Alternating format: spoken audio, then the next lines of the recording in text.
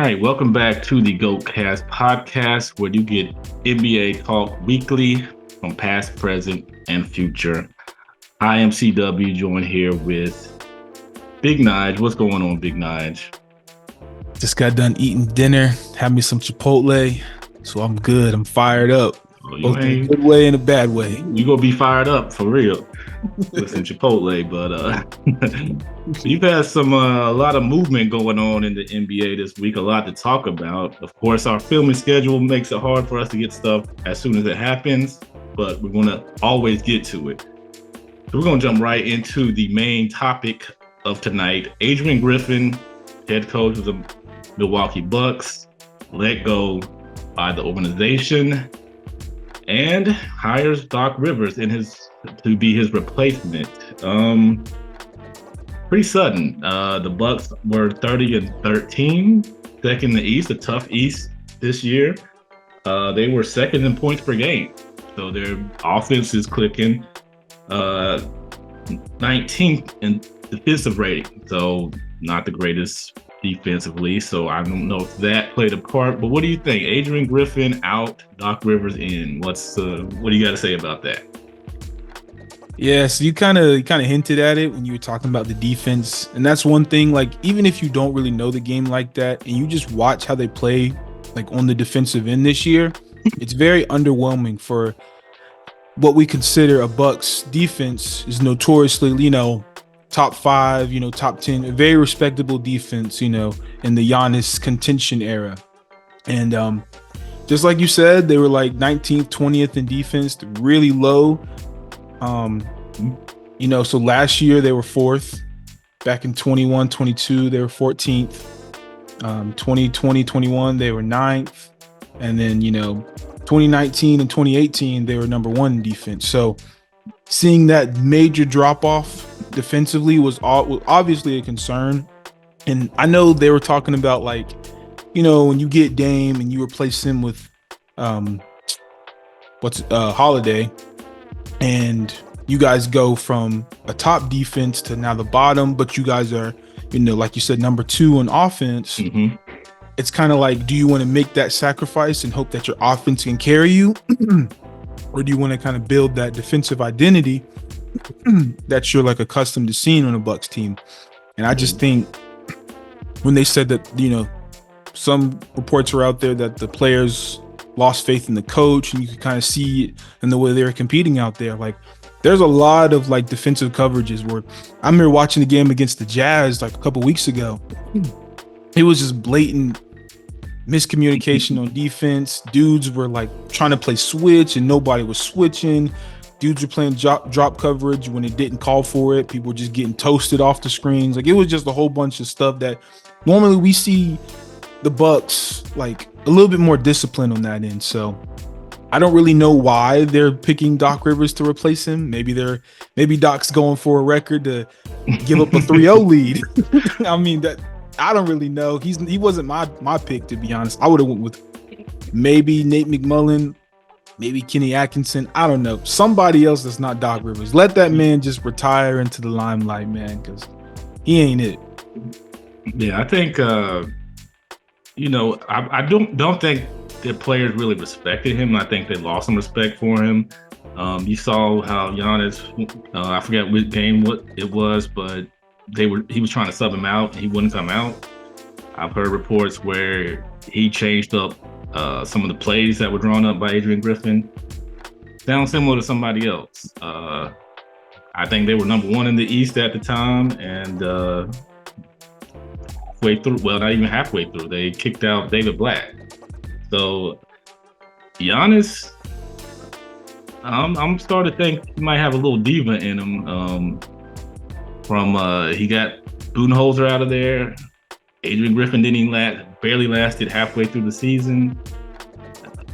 Maybe that Doc Rivers can turn things around. I don't know if maybe they think he has some type of notes on the Sixers since he just left that team, and that can help him in the long run in the playoffs. But I just think there's something going on there that will come to light at some point about. He's standing on business, CW. Giannis is standing on business. Well, he ain't trying to sit around and wait. He is standing on business. Okay, I mean, and I get it because they are a bit older. I mean, you got Brook Lopez, who's up there in age. He's been there for a long time. I've been watching Brook Lopez forever, and he's a step slower. So, and you have Giannis, who's still somewhat spry, but he's a step slower. Chris Middleton, he's like 60 years old in the NBA, or plays like it, a step slower. So you can't expect them to play top-notch defense with older guys. You know, they have to infuse some kind of youth there. But I do think my main thing is I think Adrian Griffin didn't get that team behind him. And I think once he lost, you know, their trust and their respect, that's when it was going to happen either way. He was going to be out of there, whether it happened now or at the end of the season. So, I mean, I guess it was good that he got out there before the playoffs because he didn't want that embarrassment for himself. But I want to make one quick point because I know as a coach, they got Damian Lillard kind of like right before training camp, I'm pretty sure. And, you know, a lot of coaches, you know, they have their kind of, you know, plan set, you know, a little bit prior to training camp and everything. They got their plays ready. So like it's a big piece in Damian Lillard to you know, integrate into that Bucks offense. So I'll give him some of that, but their offense looked great.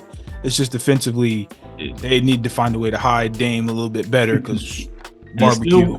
It's still weird that assistant coach Terry Stott, who coached Dame for many years, left soon right after his acquisition. So I don't know what it is there. Something's amiss there, but I mean, Doc Rivers gets another head coaching job, and we'll see how this goes. He's gift wrapped a playoff team and possibly a contender. Will he do anything with it? Doubt it. Let's hope he doesn't drop a 3-1 lead again. So moving on from the Adrian Griffin firing, we had a trade right before, and trade deadline coming up soon in the next couple of weeks, but we had one earlier this week. Terry Rozier of the Charlotte Hornets goes to the Miami Heat for Kyle Lowry and a 2027, I believe it was a protected draft pick or unprotected. I think it was a first round. I don't remember if it was protected or not. It really don't matter. I mean, 2027, who knows? But yeah, what do you think of that trade? Yeah, so I'm gonna let you tell us what you feel about that trade. So it's funny because you texted me about the trade because I was at work and I was like kind of spacing out. I think I was in the line waiting to get like a sandwich or something. And it's just like one of those trades that you look at your phone, you're like, oh, Terry Rozier, Kyle Lowry, okay. You know, I didn't think too much of it on the surface, but Rozier can definitely help them. You know, he's having a pretty good season, albeit playing for the Hornets. So, you know, no one's really paying attention to anybody out there. You know, averaging like 24 and 6, shooting, you know, 46 from the field, 36 from the three. Like he's getting buckets. And I think with Miami being like, I think 26th in like offensive like rating or whatever, like they don't score a lot of points. I think he can help in that department. Yeah. Obviously, I don't think he got the tenacity like a Kyle Lowry does on defense, you know, willing to take charges and, you know, give up his body for the betterment of the team. But he will put the ball in the hoop. And sometimes Miami could use a player like a Terry Rozier to spell for those offensive gaps.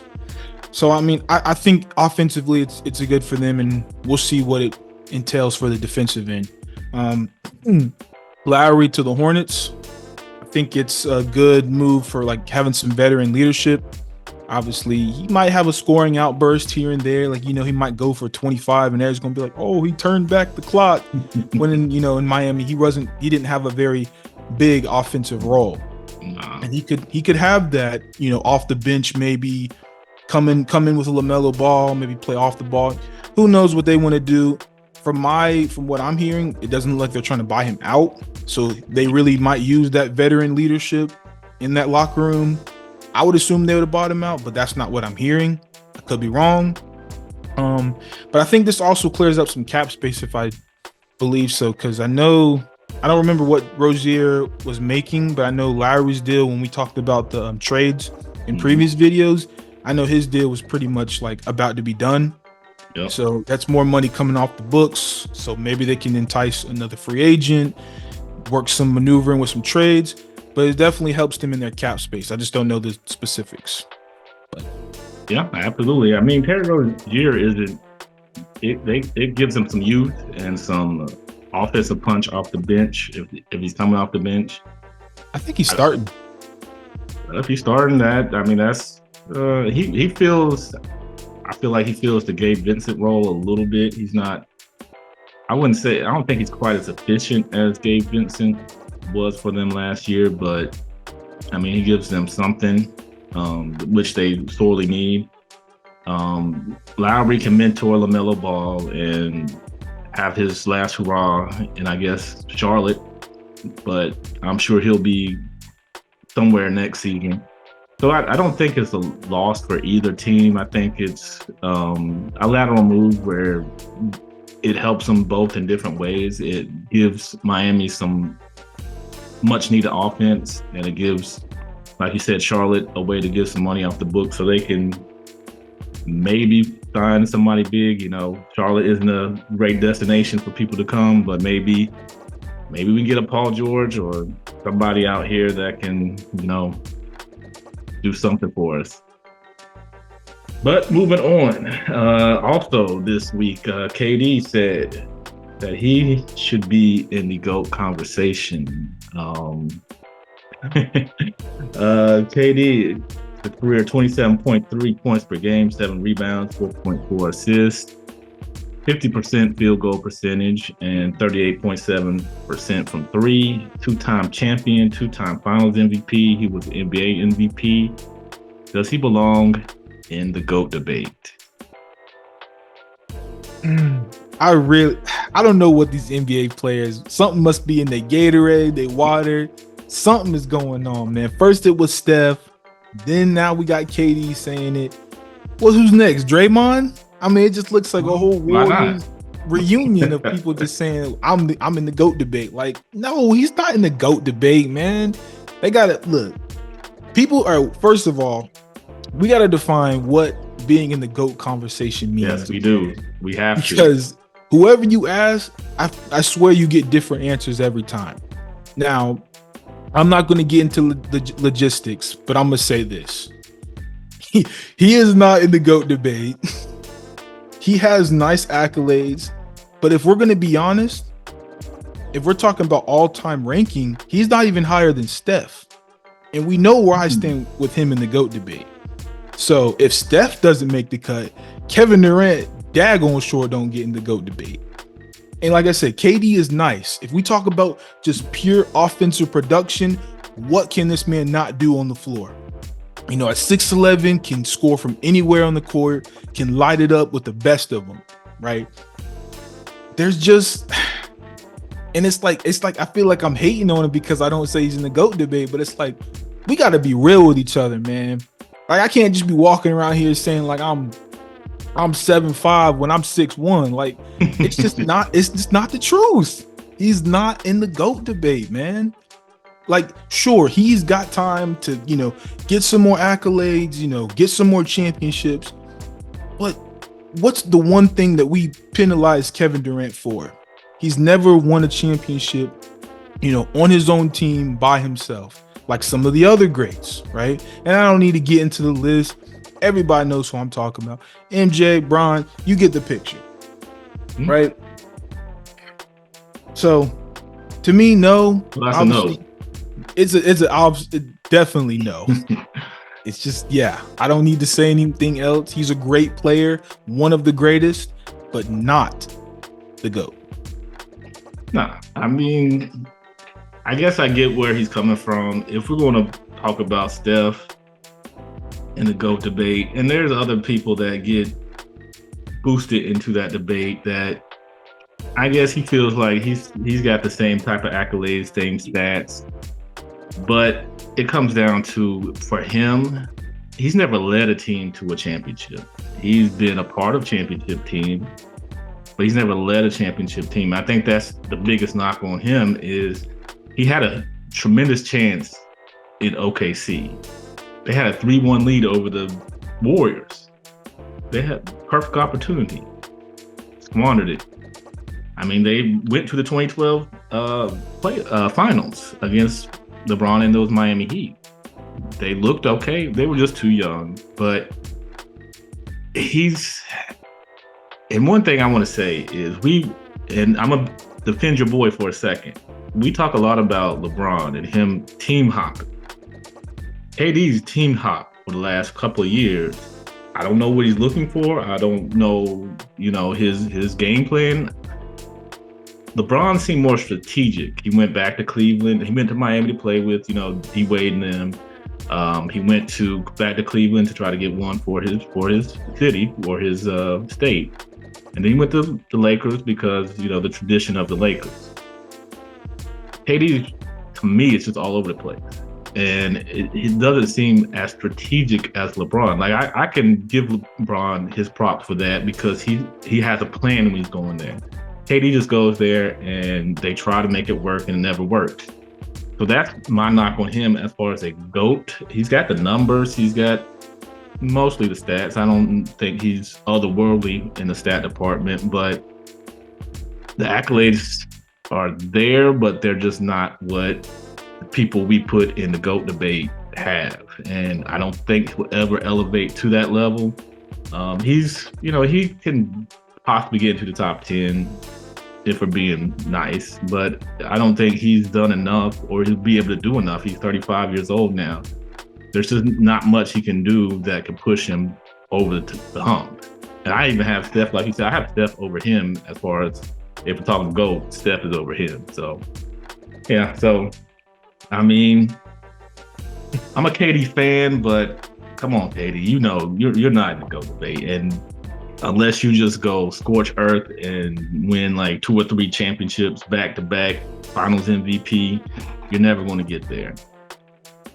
So that brings us to our closing segment. About 4 years ago, we lost one of the greatest players of all time, Kobe Bryant, in a tragic event, and his daughter. I just wanted to, if you want to just remember the player that was Kobe Bryant, the person that was Kobe Bryant, I'm gonna go real quick because I remember where I was when I heard the news.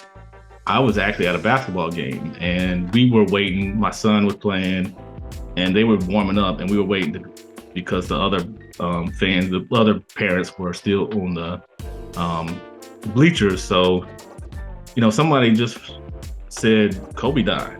Everybody was just thought he was, just thought he was joking. We didn't think nothing of it. I guess it had just happened and it was just kind of filtering in the news. And I looked and, I didn't see nothing on ESPN or CNN. So we, everybody was just thought he was joking. But then once ESPN reported and others, TMZ, other places reported, we knew that it was official. And it was just crazy because Kobe seemed like he had so much to do after basketball. He was doing films and things of that nature, and he just seemed like a guy that had a lot ready to do beyond basketball.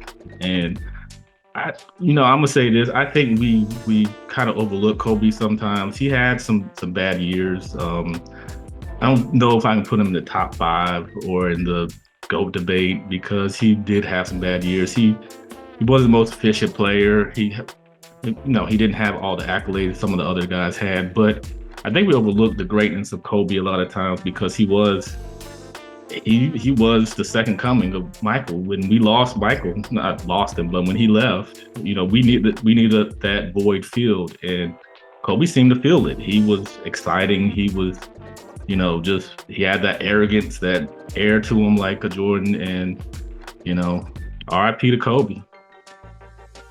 I definitely echo those sentiments. I remember I was in my dorm room and I think I was playing 2K or something. I was like just chilling and I'm like seeing I think I saw an article, like, you know how like these outlets be trying to like get the news out first. I think I saw like CNN or something, and it was like, Kobe passed away, but it was like, it like just got posted like within like maybe 5 minutes. And I was like, that's weird. I haven't seen anything else, like, to your point. And I'm like, I think somebody's just posting this for clicks. Cause I did remember something about them getting in a helicopter, and then something saying like they were in like critical, like in critical condition or something like that. And they said, pray for them or something like that. I was like, okay, now I'm seeing that he's still alive. Now I'm seeing he passed away. So I didn't know what to believe until later that day when the reports came out. I just remember, because of how my dorm room was set up, I had we had a suite. So I had me, my roommate in one room, and then obviously my other like suite mates on the other side. And everybody just came out into like the common area, which is rare because we never did that. Like, we'd all be passing each other out to go to our classes. Excuse me. But like, we all just got there and we were like, dang, like Kobe really just passed away. And we were all just like reminiscing on like our favorite Kobe moments and something in my throat. But I remember one of my favorite Kobe moments that I got to see with my eyes, because Kobe's was in the league for a long time, and I think I really started watching basketball semi-heavily probably back when I was about 11 or 12, like around that Miami Heat LeBron era. And Kobe was kind of on his like last legs in the NBA, but he was still doing his thing, still cooking with the best of them. Yeah. And I'm just saying, like, man, how long has this man Kobe been in the league? And they were like, 14, 15 plus years. I'm like, man, he's still giving y'all 30. Like, I think it was back in 2013 when he went on that tear where because I remember they kept asking him, what are y'all gonna do about the playoffs? Y'all making the playoffs and everything. And he just goes on that tear, tears his Achilles, the whole thing. Y'all know the story. But yeah, it's just, it takes me back to, I remember there's this like one video that I watched where I think it was Magic was interviewing Kobe, and he was like, when do you think it's time to pass the torch to LeBron? And Kobe was like, when I retire. And I always love that moment about Kobe, because he's just one of the fiercest competitors to ever play basketball. Man, it's a shame that he didn't get to fulfill, the other side of his career, like not just the basketball, but just, like you said, the film and all the other things he had lined up. It's a shame, man, but I definitely will remember Kobe as definitely one of the greatest people to ever play the game. Absolutely. And one of my favorite moments, since you said yours, was, and this is a weird one, but 2009 NBA Finals when they played the Orlando Magic, because Dwight was on a tear, but you could just see Kobe absolutely wanted to show Shaq, sports media, everybody, he could get one without Shaq. And he played like his life depended on it. And, he averaged, I think, 32.4 points that finals. And he had the highest assist on the team. He was on an absolute tear. And just to see how happy he was when he finally got that championship, crazy. He was, he was one of those competitors that he just wanted it. He wanted to be the best. And he was going to do, I remember when he tore his Achilles, I was watching that live. He would not go off the floor. He wanted to shoot his free throws, with a torn Achilles, and that, that's painful. So, I don't think there'll be players that come close, but there'll never be another Kobe. There's only one Kobe Bryant, and unfortunately, we lost him way, way too soon, and his daughter Gigi, and rest in peace to both of them. So I think that'll do it for us this week for the GOATcast podcast. Any parting words? Nope. I gotta go to the bathroom, so I was glad we're wrapping things up. That Chipotle hit me a little faster than I thought, because good gracious. Oof. Well, we want you to get to the bathroom, so we're going to shut this one down. I guess the moral story is watch out for Chipotle. But please like and subscribe to the channel. Hope you guys enjoyed the content tonight, and we'll see you guys soon. All right, y'all, be safe.